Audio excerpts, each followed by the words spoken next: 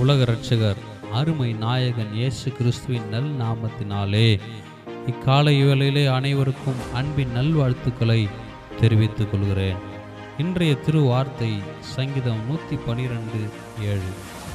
இருதயம் கர்த்தரை நம்பி திடனாயிருக்கும். அன்புக்குரியவர்களே, நம்முடைய இருதயங்கள் கர்த்தரை மட்டுமே நம்பி திடனாய் இருக்கட்டும். பலங்கொண்டு திடமனதாய் இருப்போம். அநேக இருதயங்கள் பலவீனப்பட்டு நொந்து உடைந்து சுக்குநூறாக மாறி போகிறது. இந்நாளிலே நாம் கர்த்தருக்குள் பலங்கொண்டு திடமனதாய் இருப்போம். கர்த்தர் எல்லா காரியங்களையும் வாய்க்கச் செய்வார். ஆண்டவர் நம்முடைய மன விருப்பத்தின்படி நமக்கு தந்தருள்வார். எனவே நம்முடைய இருதயம் கர்த்தரை மட்டுமே நம்பி திடனாய் இருக்கட்டும். அநேக வேளைகளில் நேரங்களில் நம்முடைய இருதயம் கொஞ்சம் நம்பிக்கை இழக்க நேரிடும்.